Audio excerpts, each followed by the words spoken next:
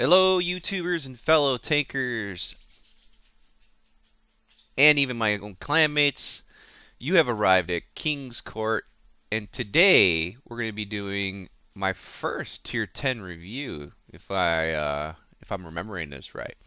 So, for those who are new, I go into pros, cons, kind of like how to play the tank, things to bear in mind of the tank, who to kind of watch out for when you're in this tank.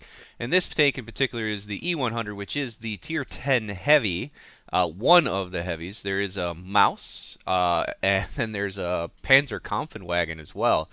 Now that they released recently, so. Just a heads up, because this is a tier 10, it will be a little more elaborate. That's where you're seeing I'm going through. I'm showing the information related to the tank, and then I'll be doing a lot deeper kind of review overall and guide.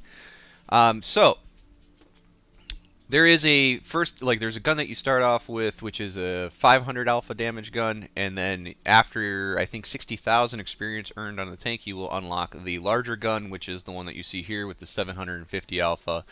And you're looking at 246 penetration on the normal round and 334 on the premium round, and that is actually pretty good. So that's where I'm showing here that you got the rate of fire is 3, and then the other one was 4.51, but then you see that actually it looks like it was 490, so yeah, it's about 500. You'll see that the accuracy, the aim time, and stuff like that is a lot better on the smaller gun, but your overall damage per minute is less, which is pretty interesting considering the size of that gun that you get. So it's really dependent on your play style. What I will say is that the larger gun, you do get heat, and that can be very useful, especially against certain tanks. But you want to bear in mind that when trying to shoot at tanks with heat, if it's like tracks and stuff like that, you will track them, but you will not be able to damage them through the tracks because the tracks will actually absorb heat. So let's talk about pros. Well, one pro is that it does have quite a bit of armor. That allows a lot of opportunities to bounce shots. Another part is it has a very big gun, which makes it one of the highest damage heavies in the game.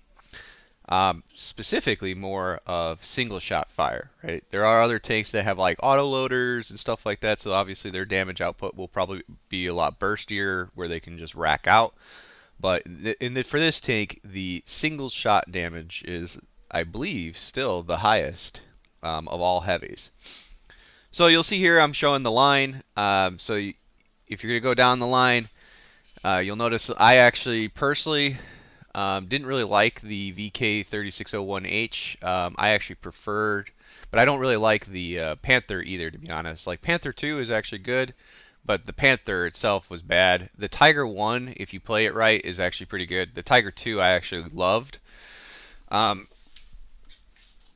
So personally, I would probably go down the Tiger 2 path. I'm sorry, the Tiger 1 path is what I should have said.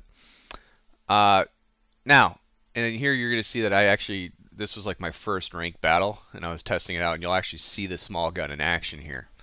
So, continuing on with the pros.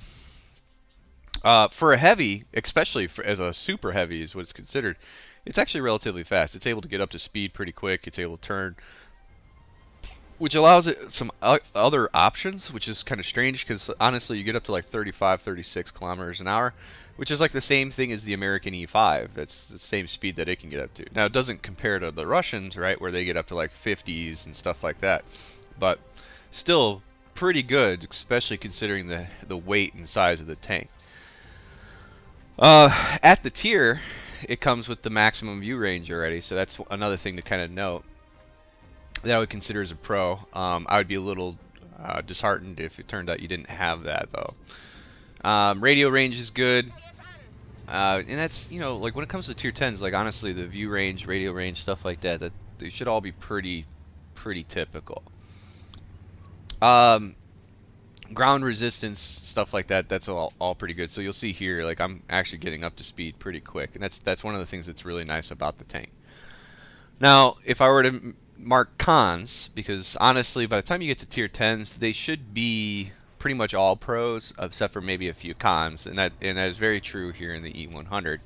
When it comes to the con for the E100, the biggest con is weak points. So you still have the lower glacis weak point that people know of. Sadly, though, for the tank's design, that lower glacis is actually pretty large in the front. So it basically spans the entire front. To give a comparison, like the mouse actually has a very small little lower glacis plate in between the tracks. And that's because I believe the tracks were actually doubled, or yeah, I think they're doubled up. In this case, like for the E100, it only has single tracks, and that lower glacis is much larger. The other bit is there is a bar on the top of the turret there.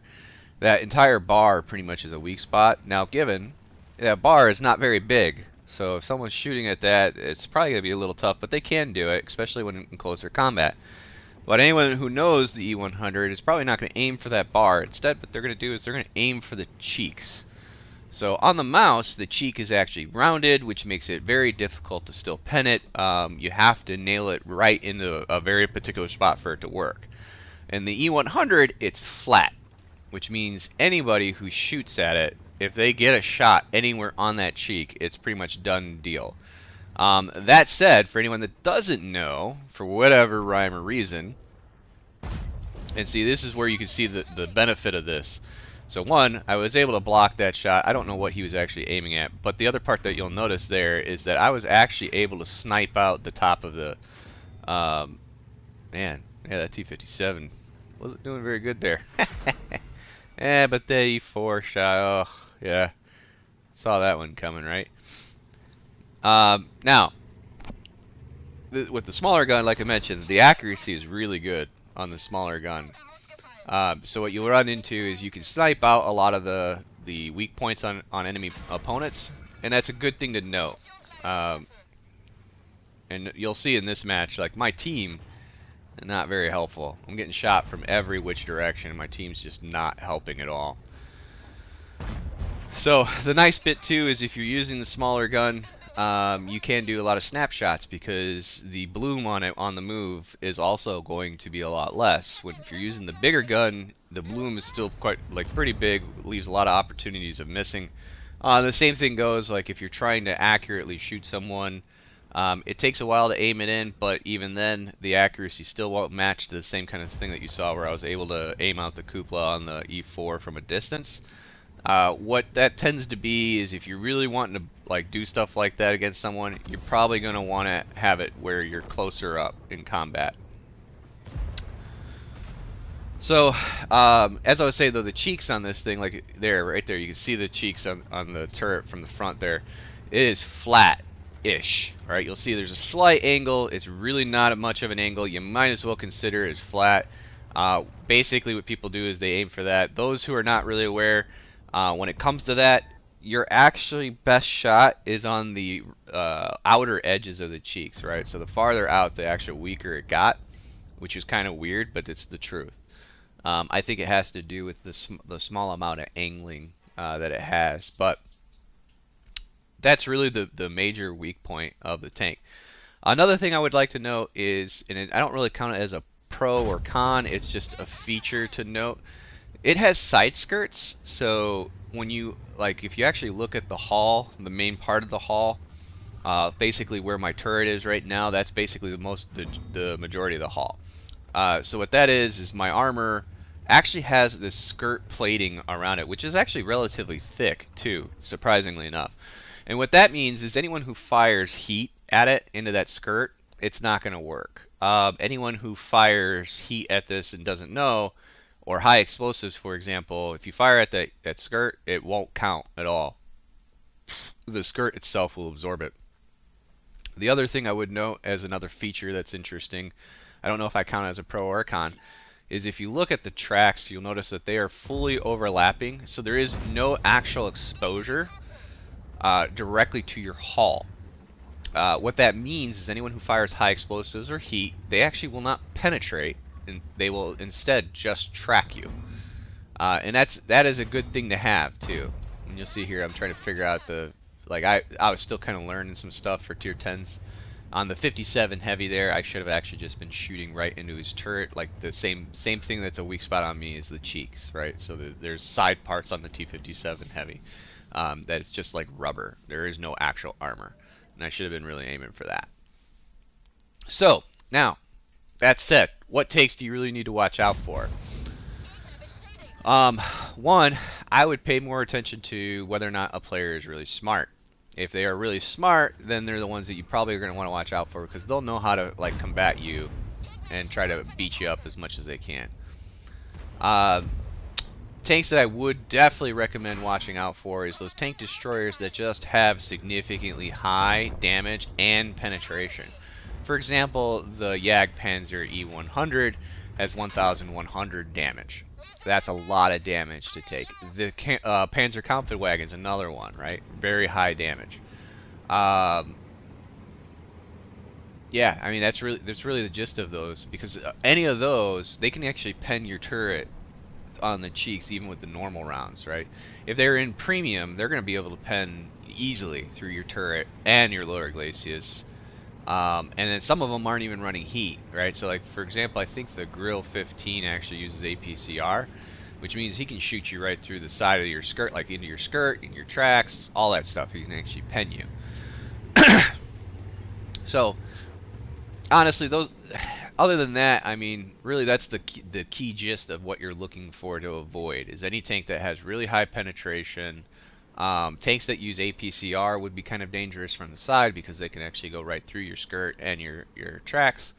If I was to try like name ones that I find to be pretty dangerous, the E5 is dangerous because it's able to very accurately snipe out spots.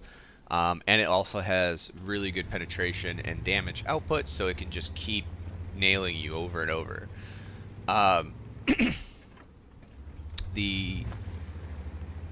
Honestly, the 277 I wouldn't worry too much unless you're actually exposed for your weak points. That's where they become a problem. For example, the other tanks that I would worry about too is tanks that do not need to actually penetrate you. So for example, the FV 4005 does not actually have to penetrate you. All he has to do is touch you with his round. You're going to take damage. Same thing goes if you see the Death Star, which is like the FB 183, or I think it's like, yeah, it's something like that. Very long name. It's no longer really in the game, like you can't get it. But if you can see players that have it, that's another one that, if the round touches you, it's done deal. Then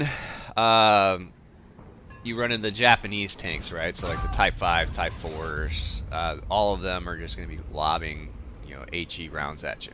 So let me go ahead and get into the guide side of this because I am starting to run lower on time, and I want to make sure to give you a guide on how to play the tank. So in this match, you're going to see that I'm actually using the big gun now. So this is a different kind of style that you probably wouldn't really expect for a heavy. It actually makes sense in the E100. That's why you'll see that the other E100 is also over here. What I'm doing is I'm not playing it really as a heavy. I'm trying to play it as a tank destroyer that just has ridiculous amounts of armor.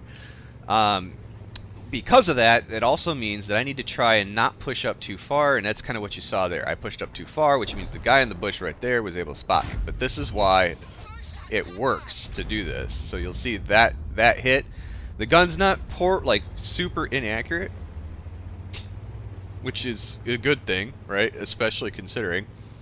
And the rounds do travel pretty well, so then like you saw right there, I was able to go ahead and knock right into the guy, and it is nice damage, right? So it was like 750 is the average alpha damage on this, which means I can roll up to like 900 damage.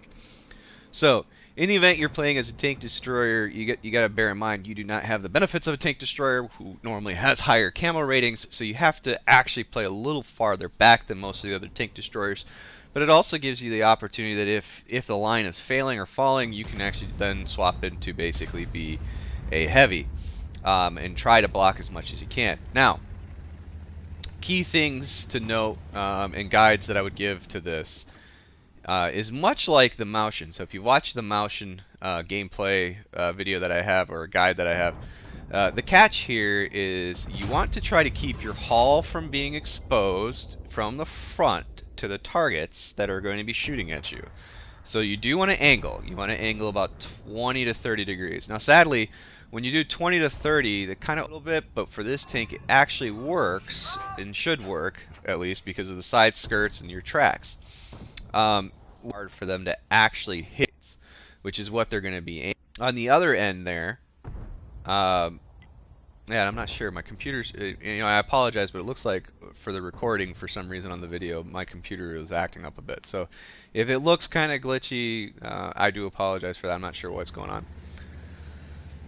The other bit, though, is because of the turret's cheek weakness. That means you do not want to keep your cheeks, or I'm sorry, you do not want to keep your turret, your gun, pointed directly at the target for too long. So the idea is, if you are going to take a shot at the target, aim it in as quickly as you can, take the shot. If it's somewhat good, I would go ahead and launch it, especially if you know your opponent is loaded. And then what you want to do is you want to turn your turrets like maybe another 15 to 20 degrees in a direction, left or right, essentially trying to make it to where those cheeks are no longer exposed. This gets a little tricky because of the fact that you're on flat plates that are slightly angled, which means even on a turn of your turret going like 20 degrees, if they can still get the corner piece of that cheek, it still counts if they're running premium ammo. And at tier 10, that's one thing I should really advise you. Most tanks at tier 10 are probably going to be running their premium ammo. A lot of them like to do that. A lot of them run their premium tanks just to make the cash, so that they don't have to care if they're running like all premium stuff at tier 10. So just bear that in mind. If you see a lot of people firing, all their premium ammo and stuff like that, it's not something that's going to change. It doesn't say that they're a bad player or anything like that. It's just so many people do it at tier 10, you're probably going to see it anyway. Now, as I mentioned, you can play this kind of like as a tank destroyer. Now, again, like when you're playing this with your clan and stuff like that, it's really dependent on what the strategy is. So kind of listen to your whoever your caller is, But the key thing here is that you can play it as a tank destroyer and sit farther in the back. The gun is definitely worth keeping on the field, so that's kind of important. You'll see there, just in case people don't know, like I was able to see that I do have a friendly that's in line. So before I even zoomed in, I could see my friendly that was there. When I zoomed in, I made sure that I would not overlap my shot, so I did wiggle a little bit to see like where he's exactly at, and that's where I saw his silhouette. So when getting ready to fire, especially with the gun like this, you do not want to shoot your friendlies in the back with this kind of gun. So by wiggling it, it gave me the silhouette of my friendly, so that way I was able to see. And here's the part where you'll see that I'm swapping over into playing as an actual heavy. And again, that's why this gun is really, it's nice to have this gun on the field.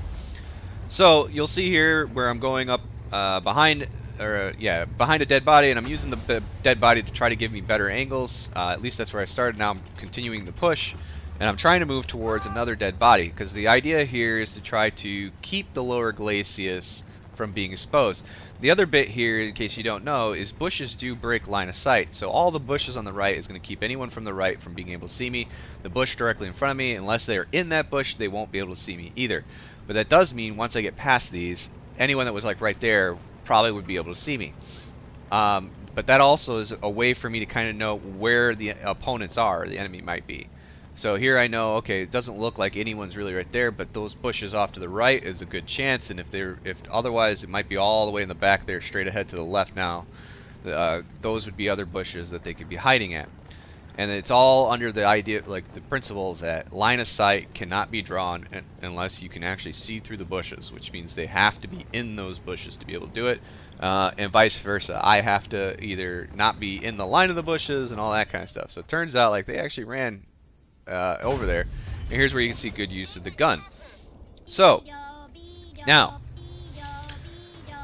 what about when it's not TD time? What about when it's not an open map? What do you do? Well, side scraping is a big thing with this tank. Because of the design of the tank, you don't want to be side scraping with your front, right?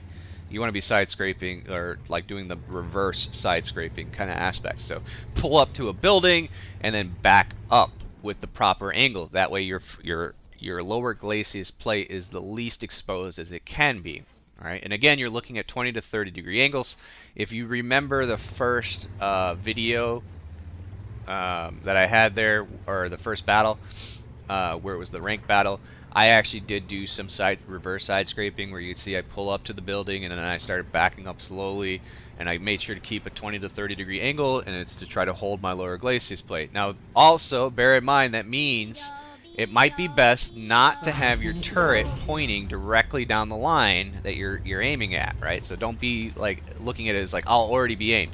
You actually want to back up with your turret slightly farther than the angle that you're at, right? And it's hard to say, like, I guess it's hard to really speak this and show, like, kind of get a principle of it, but imagine it being where I'm here turned to the right. I would actually further turn my turret to the right just slightly, like another 5 degrees or something like that. And that's because of that trick I told you about where people can still aim at the corner of it and still get a shot into you. So what I would be doing is I would be overexposing the turret is what it would look like, but the truth is I'm making it to where they cannot pen me because it'll all be bounce glances or just overall amount of armor, because the armor on the side of the turret with the angling is way better than your front of it. And the idea there is I would back up, find out if anyone's there. If they are, they'll probably take a shot. Hopefully they'll bounce. Then I can move my turret over, because one thing you will notice is the turret traverse is actually pretty decent in this tank. So then you would actually turret traverse towards your target, aim it in, shoot. Now bear in mind, obviously your target's most likely going to try to pull back or hide or whatever they can do. So don't wait too long on your aim. Right? It's best to take the shot when you have the opportunity, because as you can see, the timing on the shot here is like 16.5. To give you a comparison, like the T30 that has a similar gun actually gets down to, like, at best gets down to like a 17-second reload. So even the reload on this thing is really good. But that's really the gist of it. And again, this was kind of like a review / guide. So I hope this is helpful. Let me know what your thoughts are. If you're looking for a stronger guide, a much more in-depth detail guide of the E100, please let me know, and I will make a video for that. Currently, any tier 10 that I'm going through, it's going to be the same model. I'm going to kind of do a general rough guide, which then I can do a much more in-depth guide if people ask for it. Otherwise, eventually I will get to that. So, again, if you like this stuff, please like, subscribe, let me know your thoughts, let me know if there's different, like maybe different details that you're looking for, certain tier 10s that you're looking for. Now, while the tier 10s are a long grind, I will surely do my best to try to get to them for you if I can. And I will catch you on my next videos. Please let me know what you think of the whole tier 10 video being a little bit different than the other ones, because it is something I think I'll probably stick to, at least for the time being. All right.